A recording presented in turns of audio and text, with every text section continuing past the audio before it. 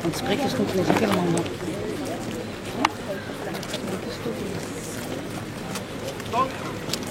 Kan nog rechts. Kunnen we de kinderen? Langs de elkaar? En dan met telefoonnummer staat erop. Met telefoonnummer staat erop aan de e-mail. Ik stuur maar mee met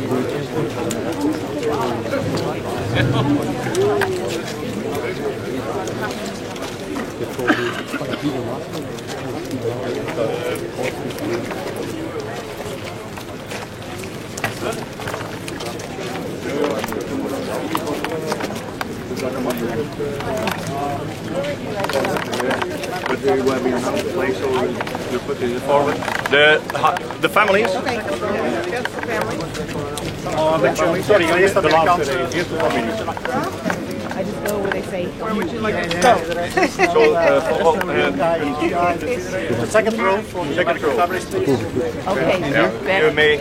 Okay. Okay. This way. You should be on the end. You should be on the end, Mary.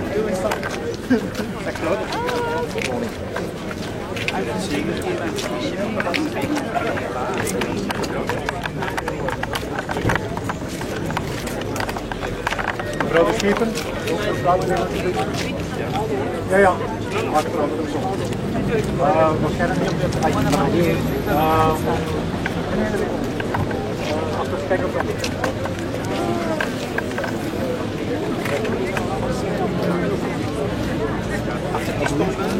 wij proberen mijn man niet te zoeken, omdat wij deze houden bedoelen.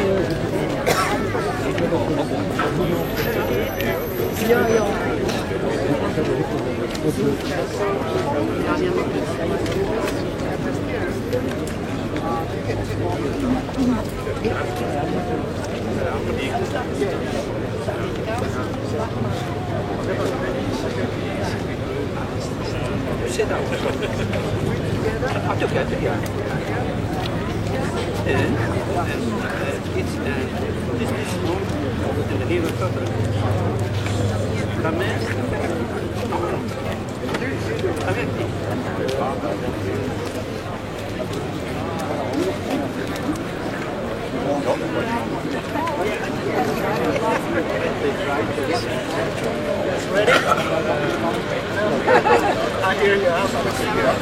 So I came up with my own script, and he's like, no, we're gonna do my make it easier for me, or how did I?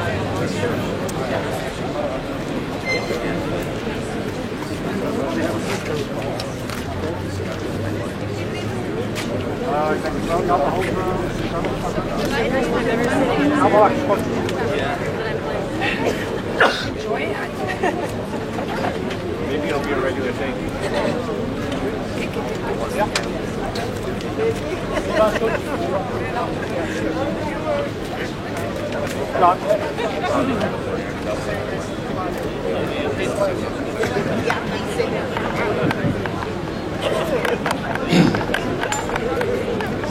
Mevrouw de militaire gebiedsbevelhebber voor het Vlaams gewest, generaal-majoor van het vliegwezen, ingenieur Klaas.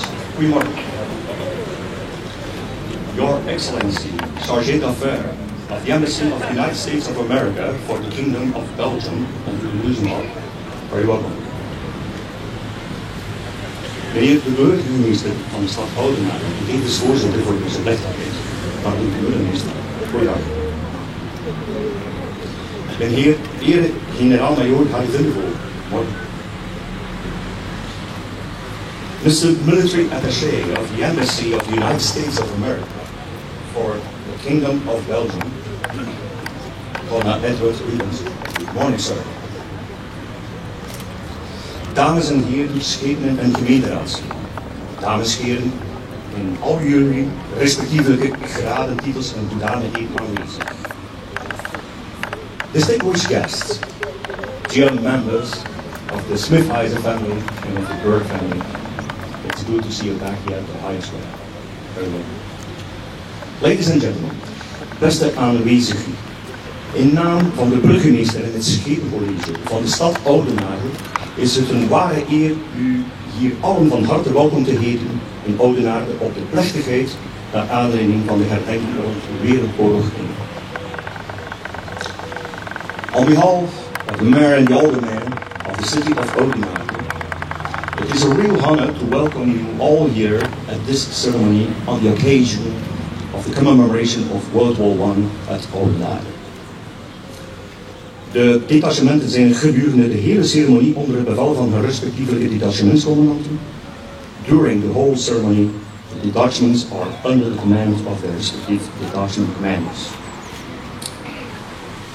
Geachte genodigden, dames en heren, alvorens deze plechtigheid aan te vangen, zullen we eerst ons respect en eer betonen aan de nationale vlaggen van België en de Verenigde Staten van Amerika door een groet aan de vlaggen. Ongetwijfeld zul je opmerken dat de color guard de vlaggen van ons beide naties draagt. Eveneens is het zo dat zowel links als rechts van het monument dat straks onthuld wordt, de nationale vlaggen reeds gehezen zijn. Dit alles symboliseert dat de vriendschapsbanden tussen onze naties, die reeds zo lang geleden gesmeed zijn, voor altijd sterk zullen blijven. Distinguished guests, ladies and gentlemen, Before starting this ceremony, we will first show our respect and honor the national flags of Belgium and the United States of America by saluting the flags. Undoubtedly, you will notice that the flags of our both nations are present in the color guard.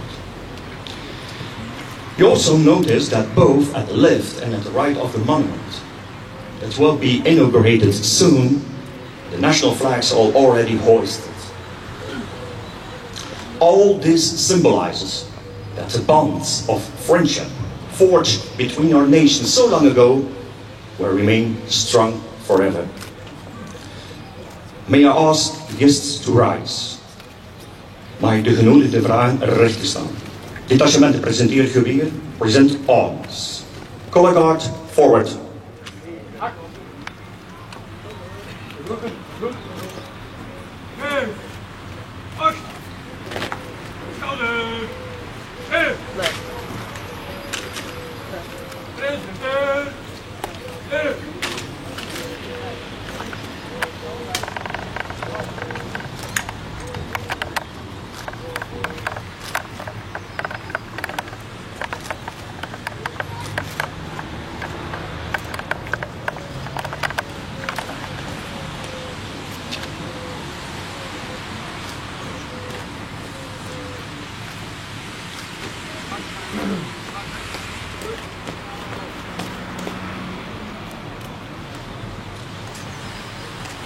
Detachement, schoudergeweer, up. De genodigden worden gevraagd te plaatsen. Please be seated.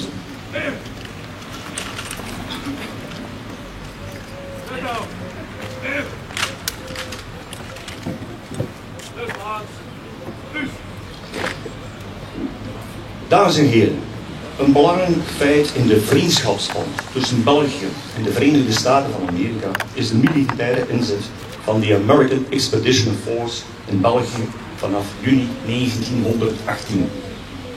Deze inzet omvatte zowat 40.000 man, verdeeld over 4 divisies. 2 divisies werden bij de legergroep onder het bevel van de Belgische koning Albert I gevoegd.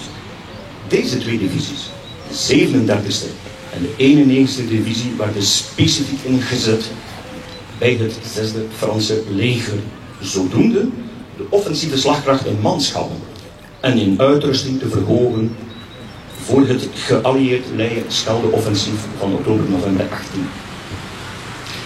Dit belangrijk gegeven willen we dan ook vandaag hier dankbaar herdenken door een overvlucht waarbij poppies uitgestrooid zullen worden. Het idee om de klaproos symbool te maken voor de slachtoffers van de Grote Oorlog ontstond in de Verenigde Staten. Toen dichteres Moina Michael het gedicht We Shall Keep the Faith schreef. Een gedicht waarin de klaproos evenzeer zoals in het gedicht van John McCrae een rol speelt, maar dan niet als stille getuige van dood en vernietiging, maar eerder als teken van hoop voor de toekomst. Ladies and gentlemen, an important fact in the friendship between Belgium and the United States of America is the military deployment of the American Expedition Force in Belgium from June 1918. This deployment comprised some 40,000 men divided over 4 divisions. 2 divisions were joined to the army group under the command of the Belgian King Albert I. These 2 divisions, the 37th and the 91st Division, were in general support of the 6th French Army, so in order to increase the offensive power in troops and equipment for the Allied Leie-Schelde offensive of October-November 1918. In order to commemorate this today, we have a flyover. During this flyover, paper poppy petals will be strewn. The idea to make the poppy symbol for the victims of the Great War began in the United States, when poet Moina Michael wrote the poem, We Shall Keep the Faith. This is a poem in which the poppy plays a role as much as in John McCrae's poem, but not as a silent witness of death and destruction, but as a sign of hope for the future. We're looking at the sky. We wait for the airplane. Het kruist de vingers. We wachten een ogenblik het vliegtuigje af. Maar ik hoop dat het weer geen spalbreker wordt.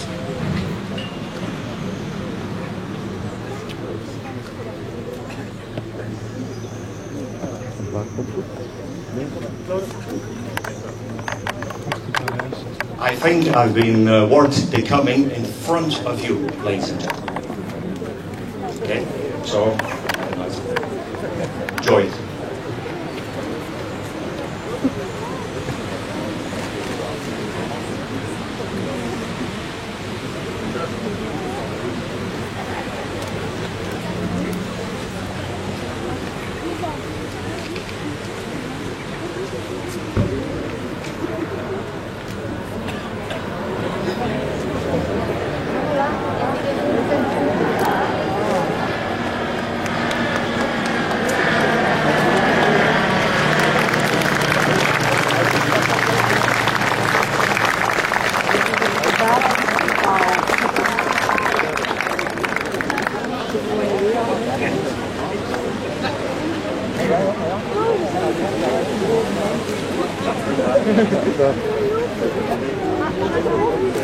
You may catch them.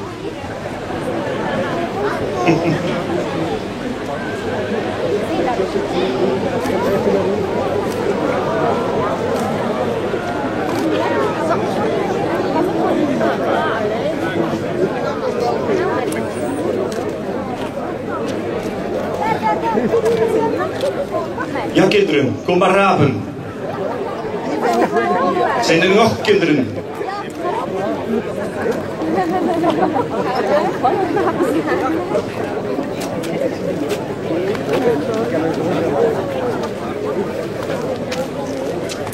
Allee, vlug voordat ze nat worden.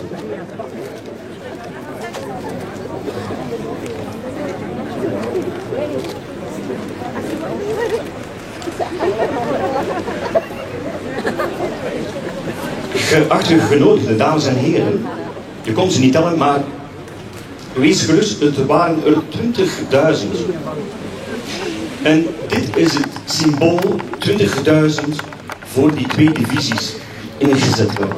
2 divisies van elke 10.000 Amerikaanse militairen. Ladies and gentlemen, I suppose you don't have counted it, but there were 20,000 battles, symbolizing the 20,000 men of the 37th and the 91st Division. And the plane is coming out your backside. Look at.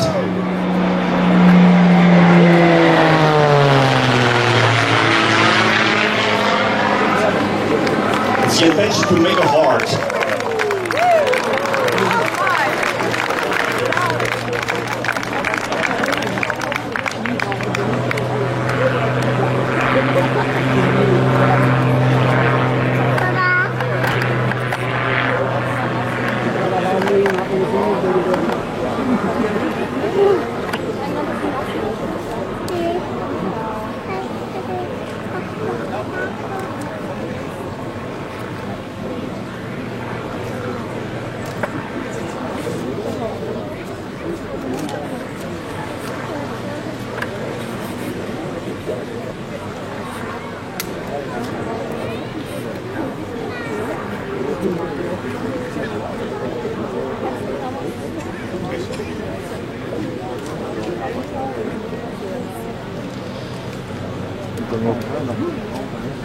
So, ladies and gentlemen, dear members of the Smith-Heiser family and the Berg family, a few days ago, at your arrival here, you had the opportunity to assist to a briefing. And this meeting intended to inform you about the Memorial Weekend in our region. Let's stop a little while.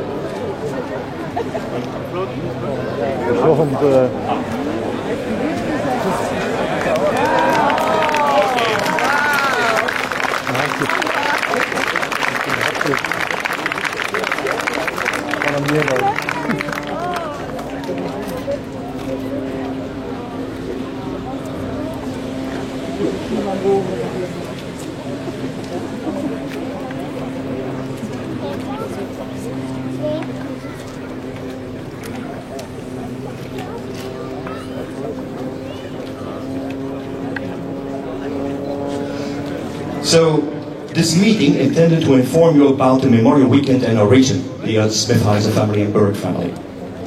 The tribute by my colleague, Lieutenant Colonel Engineer Chris de Walle, give you a very good picture of how important the input of the American Expeditionary Force was for this region at the end of World War I.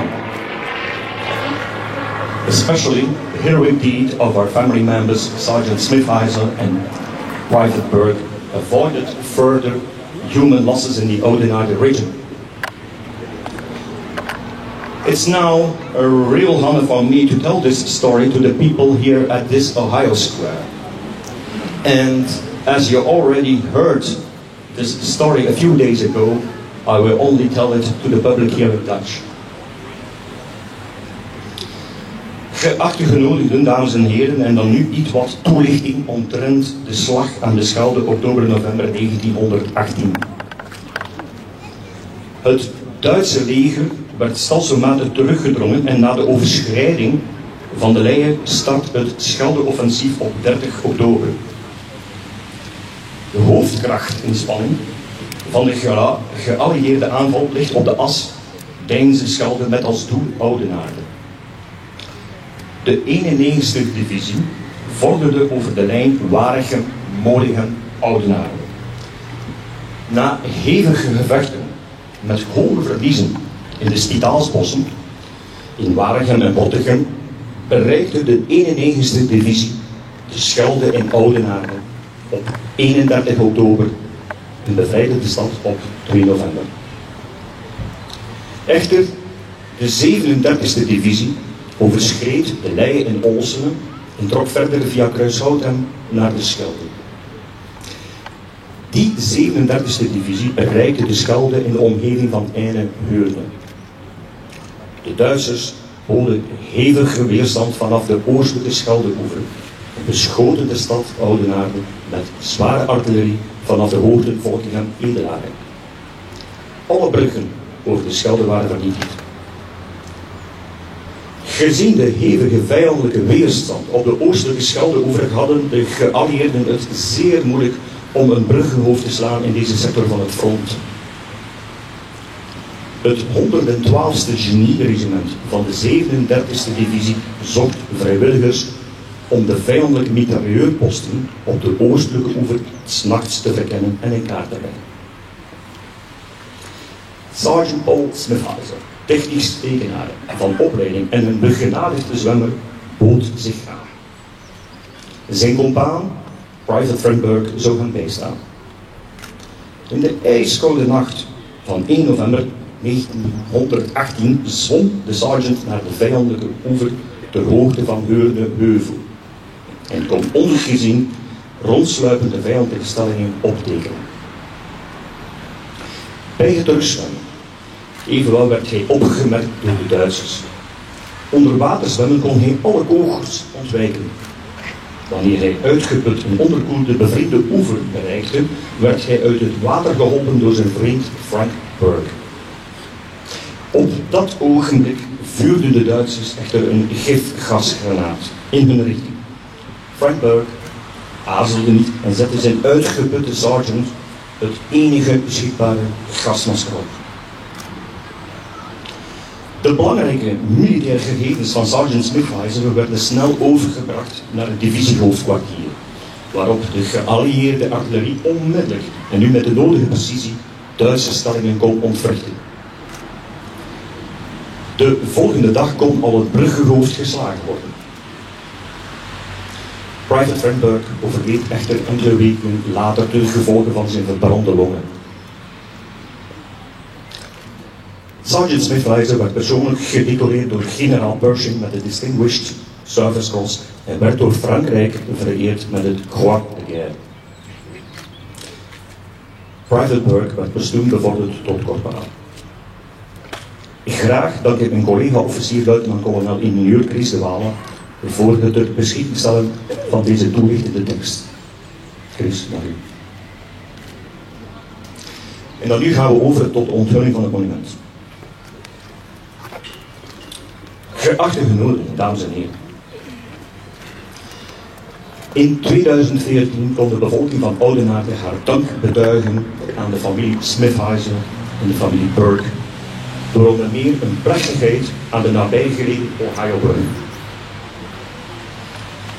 Hieruit ontsproot het idee bij de families om in 2018 terug te komen en het was hun vurige wens om met hun financiële tussenkomst een gedenksteen te laten maken en te schenken aan de Oudenaardse bevolking. Vandaag wordt deze gedenksteen dan ook onthuld door de families van onze 2 Amerikaanse helden. Voor de Oudenaarden is dit een blijvende herinnering aan 2 jonge Amerikaanse militairen die door hun actie de stad en de omgeving van heel wat verder leed gespaard hebben op het einde van Wereldoorlog 1. Distinguished guests, ladies and gentlemen, we're going to have now the inauguration of the monument. In 2014, the people of Oudenaarde could say to the Smithhuizen family and to the Burke family, thank you. The city council organized, therefore, a touching ceremony at the nearby Ohio Bridge. At that moment, the idea arose among the families to come back in 2018, and it was their fervent intention to donate to the people of Oudenaarde a granite monument.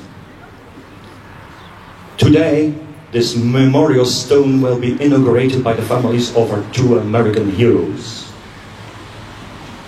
For Oudenaarde, it is an everlasting memory of 2 young American soldiers who have saved the city and environs from a lot of suffering at the end of World War I.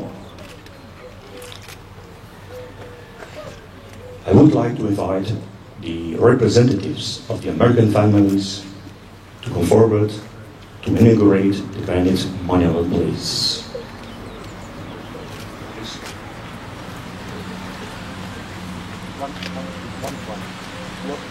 Put flowers.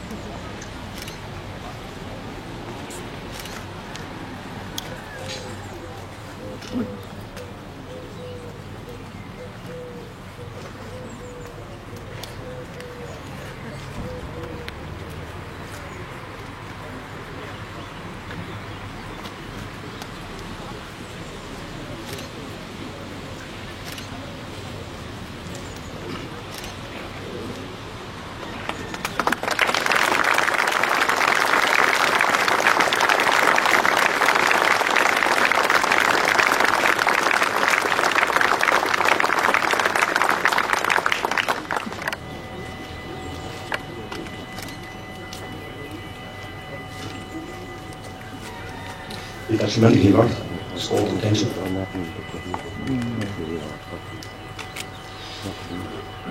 Vervolgens zal Padre Mark van Voren samen met zijn Amerikaanse collega Padre Vaan het monument plechtig inzegenen.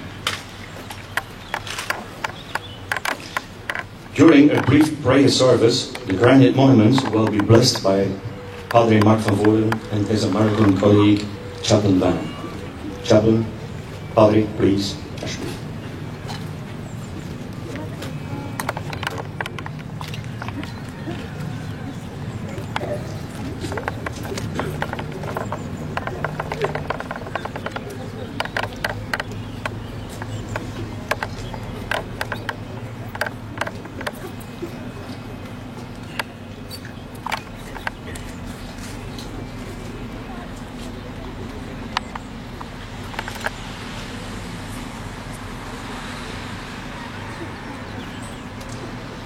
Please join us in prayer according to your faith tradition. Let us pray. Lord Jesus, you have come to the world to reveal the love of God to people, to teach us that God wants to make all people happy.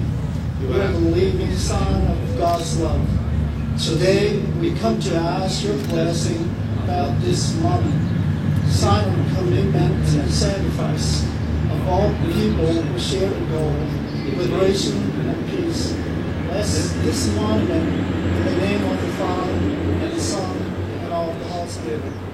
In order for it to be for all people, constant incentive to work together in peace together.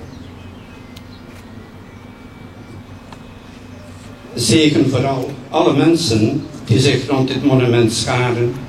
Zegen hun inspanningen om hun belangen samen te behartigen. Laat hun inzet vruchten dragen tot een blijvende vrede.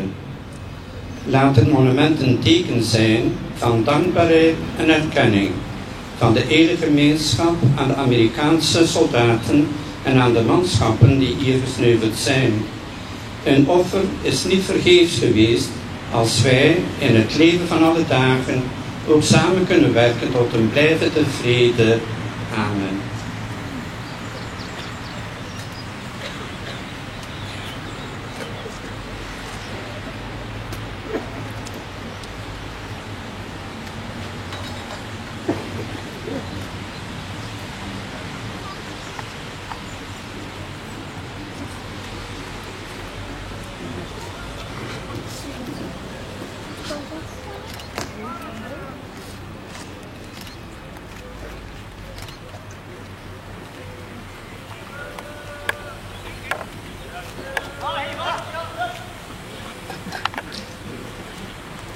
Thank you, Chaplain Vaan.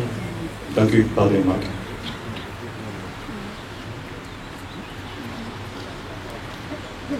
Geachte genodigden, dames en heren, dan zijn we nu aangekomen bij de bloemenhulde voor het monument. Aansluitend wordt taps gespeeld door een trompetist van de Shape Band, Sergeant Laura Kruger.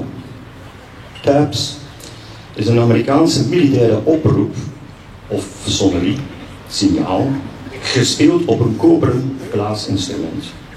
Iets wat vergelijkbaar met hetgeen wij kennen als last post. Vandaar dan ook graag het nodige respect bij het aanhoren. Distinguished guests, ladies and gentlemen, we have now a floral tribute. After this, taps will be played by the bugler of the Shape Band, Technical Sergeant Laura Kruger. Mag ik vragen aan mevrouw de militaire gebiedsbevelhebber voor het Vlaamse gewest, generaal-majoor van het vliegwezen, ingenieur Lutrardis Klaas, om bloemen neer te leggen namens Defensie.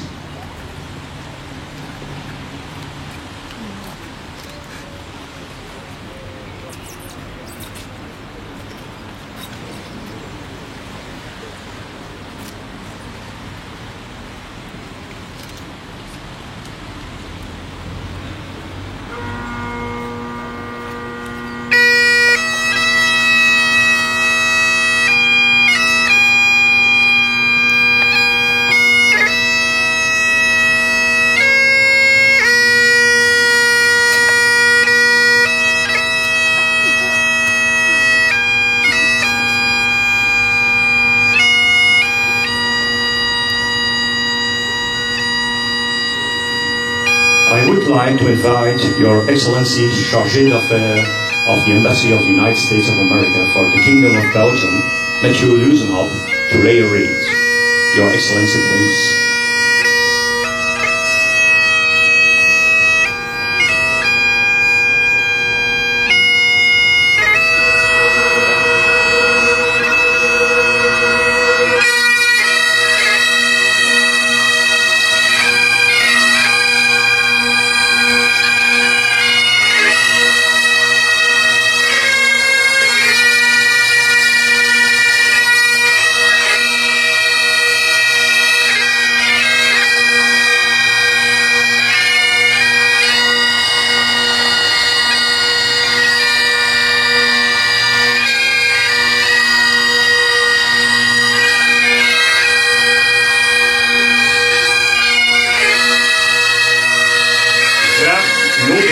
Burgemeester van stad Oudenaarde, Marlies de Muller is eruit voor het neerleggen van bloemen namens de stad Oudenaarde.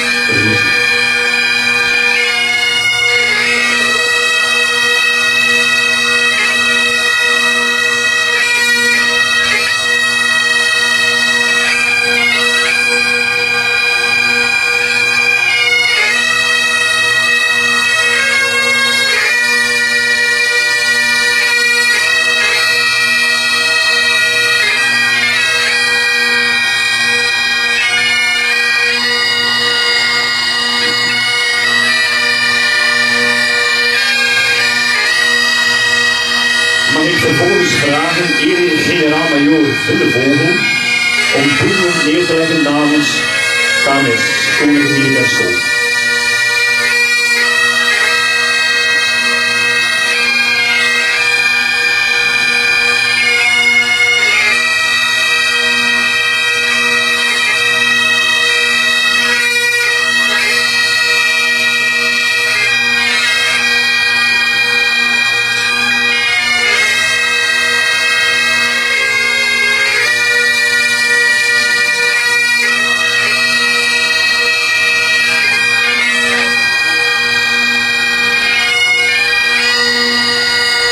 I would like to invite the representatives of the Smithhuysen family and the Berg family to lay a wreath.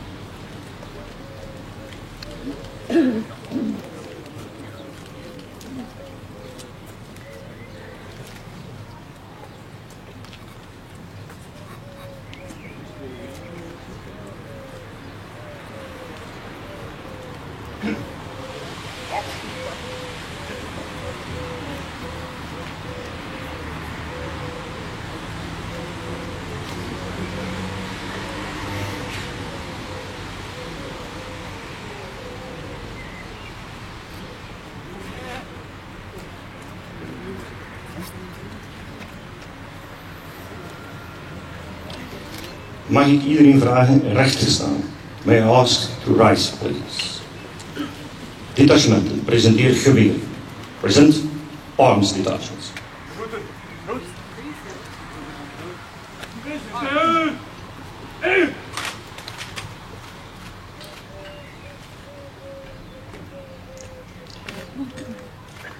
Bugle tegen Sergeant Kogla, taps, please.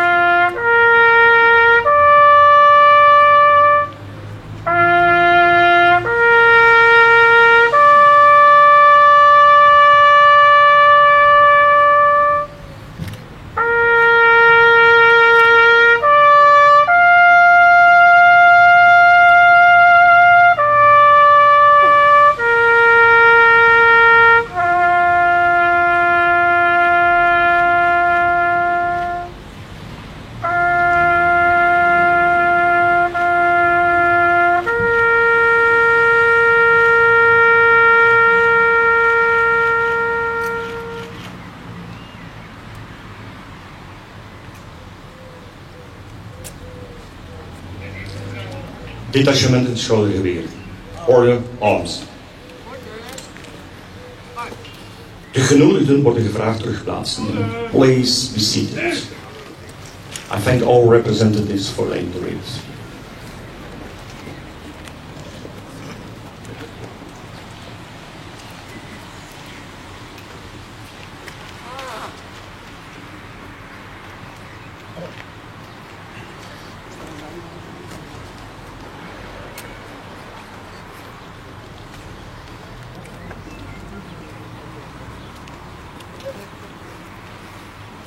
Als eerbetoon aan alle Amerikaanse militairen die hun leven gaven voor onze vrijheid en democratie, gaan we vervolgens over tot het afvuren van 8 kanonschoten. To honor all American soldiers who give their lives for our freedom and democracy, 8 artillery rounds will be fired. Mag ik de genodigden vragen recht te staan? May I ask the guests to rise? Detachment, presenteer geweer. Detachments, present arms.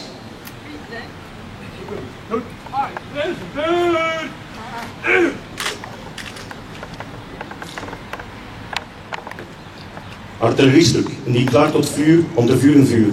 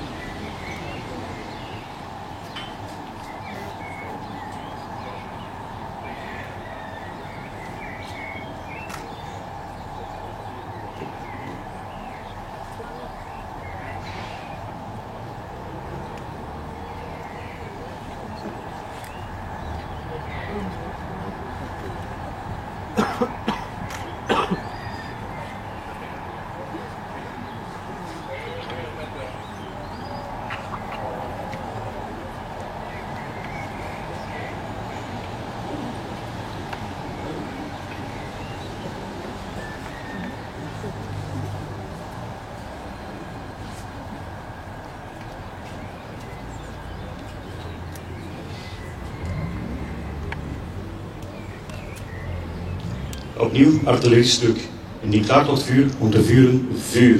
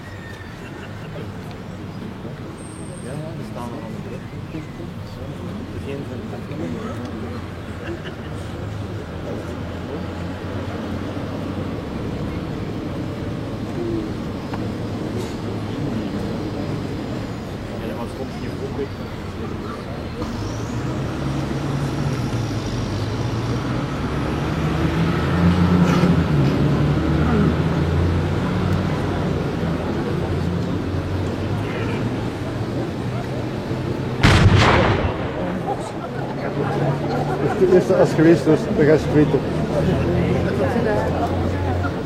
Voilà, toch de 4 ook, hè?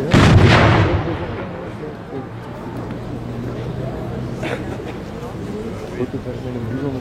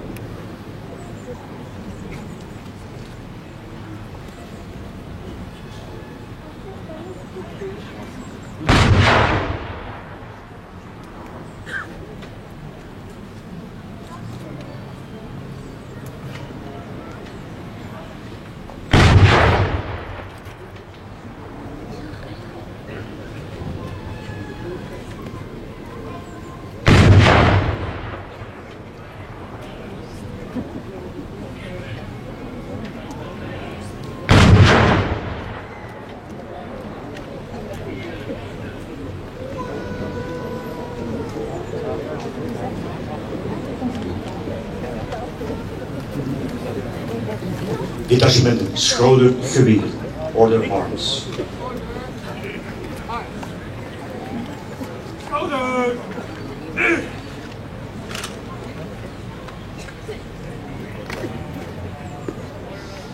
Geachte genodigden, dames en heren, mag ik jullie nu vragen een moment van stilte in acht te nemen. Distinguished guests, ladies and gentlemen, may I ask you to observe a minute of silence, please now.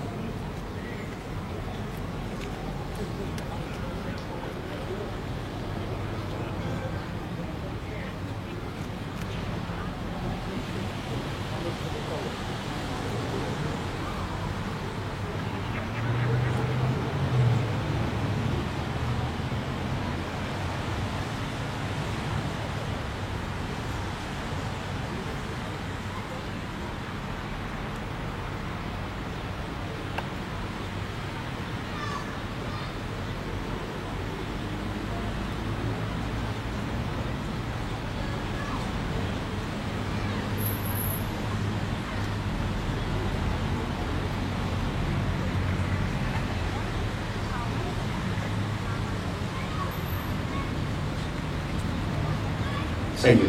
De genodigden worden gevraagd om te plaatsen. Please be seated. Detachementen ter plaats rust. Parade rest.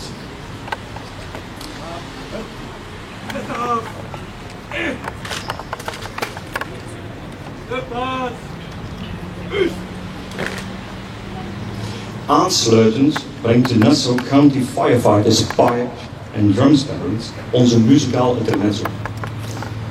Deze doedelzakband, bestaande uit vrijwillige brandweerlui, werd in 1985 opgericht in de Verenigde Staten. Op 20 januari 2017 speelde de band haar meest spraakmakende optreden toen ze de uitnodiging om de 58e presidentiële inauguratie te spelen accepteerde. De band was erg enthousiast toen hun verteld werd dat ze een van de slechts 40 bands zouden zijn om op de 58e presidentiële inauguratie en parade van president Donald Trump te spelen. Ze brengen ons America the Beautiful, God Bless America en een militaire set van verschillende hymnen, Marine Corps, Army, Navy, Air Force en Coast Guard. And now, the Nassau County Firefighters Pipes and Drums Band brings us a musical intermezzo. This pipe and drums band consists of volunteer firefighters and was established in 1985 in the United States.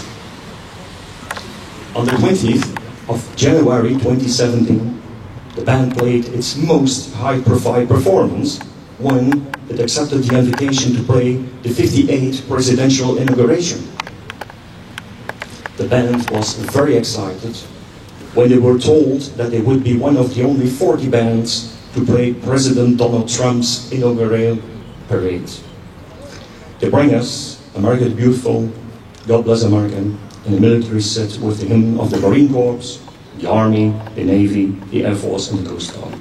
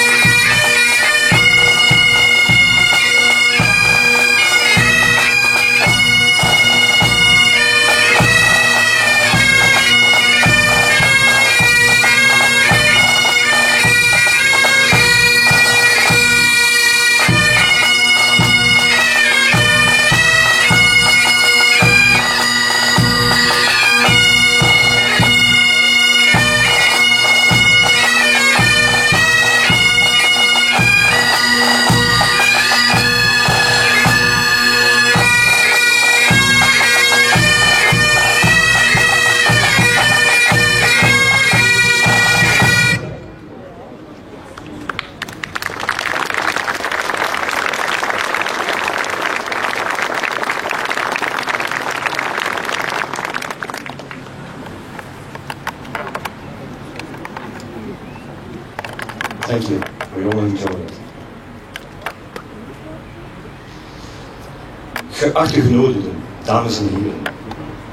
Aansluitend zal nu de zaakgelastigde van de Amerikaanse ambassade in België zich tot ons richten.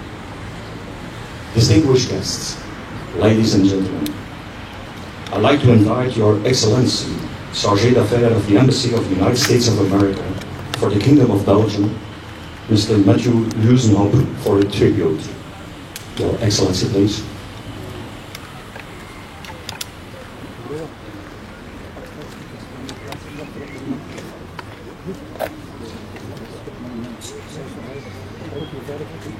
Mayor de Mulmeester, people of Oudenaarde, representatives of the Belgian and American Armed Forces, family members of Burke and Smith-Heisler, honored guests, Nassau County Pipe and Drum Corps, thank you for being here. Honor Guard, Color Guard, and veterans, thank you so much for being here today. This weekend, all over the United States and indeed across the world, Americans and their friends are remembering the men and women who made the ultimate sacrifice in service of their nation. Families are paying respects to their loved ones and planting flags at headstones to honor those who fought and died for our freedom, from the American Revolution of 1776 to today's fight against international terrorism. Belgium is one of the very few countries that shares with the United States a common history and collective tragedy that serves as the bedrock of our modern-day relationship. We share a common history. We have experienced tragedy and trauma together, and this has forged a unique and strong bond between our nations and their citizens. During my time in Belgium, and my colleagues as well, we have attended many ceremonies like this around the country, and we are always deeply moved by the expressions of gratitude and warmth and affection that the people of Belgium have for the thousands of American soldiers who made the ultimate sacrifice in both world wars. Everyone here today, from the children in the audience to our honored veterans and active service duty members, help keep the memory alive and ensure that the men and women who fought and died for our freedom will never be forgotten. And today is a special day where we not only commemorate the liberation of Oudenaarde by American forces in 1918, but focus specifically on the legacy of two soldiers. So you have heard the story of Sergeant Paul Smith-Heisler and Private Frank Burke, two Americans from the Midwest, among the roughly 2 million strong American expeditionary forces under General John J. Pershing, who traveled thousands of miles from their homes to help liberate Belgium and Europe and turn the tide of war against the Central Powers. During the final offensive in 1918, to break through German lines and under attack by gas artillery shells, Frank saved Paul's life by giving him his gas mask instead of keeping it for himself. One of Frank's descendants, his great niece, Jane Pippick, who is here with us today, wrote a touching article in 2014 about the two soldiers and their legacy. And in his old age, Paul Smith-Heisler recounted the story to his son, Paul. Paul is with us here today. Paul Smith-Heisler said to his son, "I had no strength by then. I was gasping for air. I remember he slapped the gas mask on me. He saved my life. If he put his gas mask on first, he'd have been okay, and I'd be dead." Two American heroes far from home 100 years ago, one selfless act in the face of great danger brings us together here today. At the beginning of my remarks, I mentioned how the people of Belgium have never forgotten, and the community of Oudenaarde is a great example. And in many ways, this ceremony marks a century-long full circle. The young American soldiers who came here in 1918 to fight a war were very, very far from home. 100 years later, Belgian people have not forgotten their liberators and they remain in contact with the families of these brave soldiers in the United States. So many of them are here with us today. And today we've unveiled a memorial plaque placed by Americans and Belgians in honor of their ancestors. I understand also that Frank Burke's diary and the flag that covered his casket on his voyage home were also donated to the community of Oudenaarde. And it's gestures like that that keep our relationship alive, not only between governments, but between peoples. I know there are many people who worked very hard to see this day come to fruition. I'd like to thank the Mayor of Oudenaarde and everyone in the City Council for their support for this project and for everything they've done over the years to keep the memory alive. I'd also like to thank Chris de Walle and all the volunteers who gave so much of their time. Thanks to the families who traveled far to come here today to ensure that future generations will never forget what happened here 100 years ago. So many of you have told me that you can never do enough to honor the fallen, and that may be true, but what we have done here today is extraordinary. And on behalf of the United States and its people, I am truly grateful to you. Thank you very much. Lest we forget, have a great Memorial Day.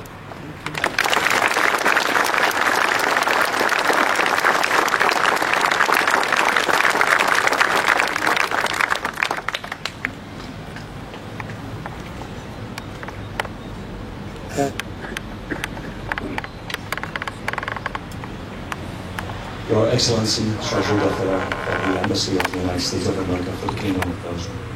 Thank you for your report. Geachte genodigden dames en heren, we zijn zowat aan het einde van deze viering aangekomen. Straks verlaten we het Ohioplein hier in dezelfde volgorde zoals we toekwamen. De ontbinding van de stoet is voorzien in de Kapittelstraat en dit ter hoogte van de kring. Alvorens het plein hier te verlaten gaan we eerst nog op een respectvolle manier luisteren naar de nationale volksliederen van de Verenigde Staten van Amerika en België. Dit wordt u gebracht door de leadzangeres van de Shape Band, Sergeant Amber Grimes. Distinguished guests, ladies and gentlemen, we have almost arrived at the end of this celebration. Soon we will leave Ohio Square, and may I ask you to march up in the same order as we came here. This band of this parade will be executed in the Kapittelstraat. Before leaving this square here, we'll first listen together in a respectful way to the national anthems of the United States of America and Belgium, brought to you by Technical Sergeant Amber Grimes, lead singer of the Shape Band. Mag ik de genodigde vragen recht staan? May I ask the guests to rise, please. Detachement Givat, presenteer geweren. Detachment, squad attention, present arms.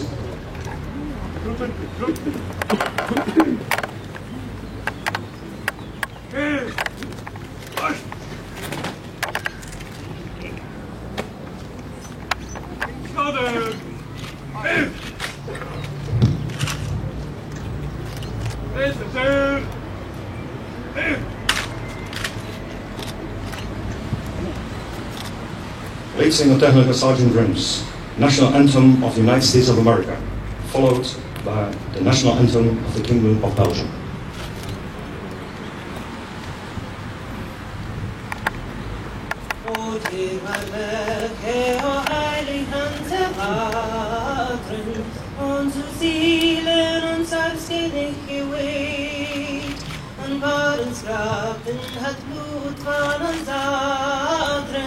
Waste and stew, and I bitten and straight through your land, and then had me to bacon.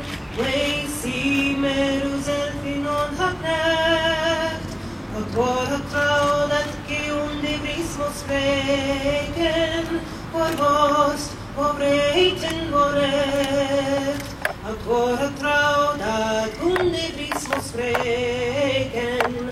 Vorwarst, vorreiten, vorrecht.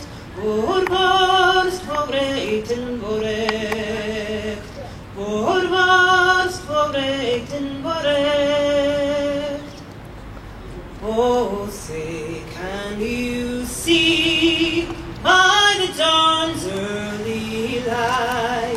what so proudly we hailed at the twilight's last gleaming, whose broad stripes and bright stars through the perilous fight, o'er the ramparts we watched, were so gallantly streaming, and the rockets wrecked the glare, the bombs bursting in air, gave proof through the night that our flag was still there. Oh, say does that star-spangled banner yet wave o'er the land of the free and the home of the brave?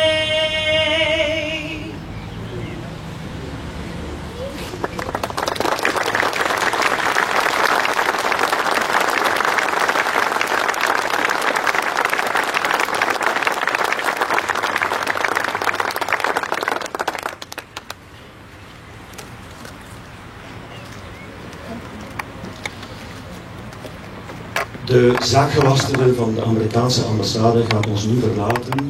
Mag ik vragen het nodige eerbetoon ook daarvoor?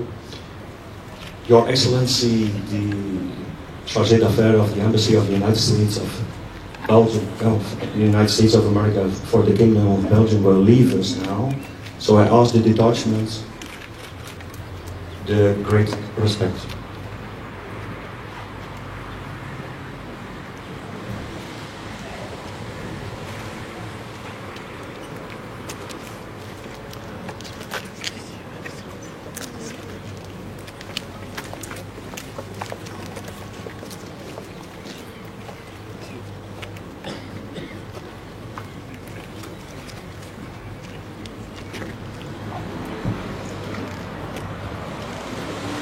Detachementen, schoudergeweer. Order arms.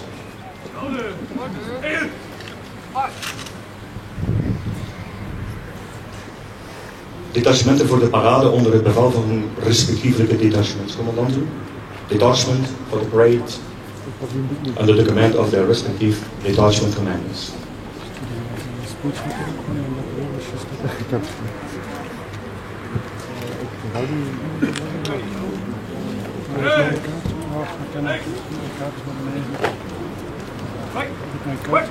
Ah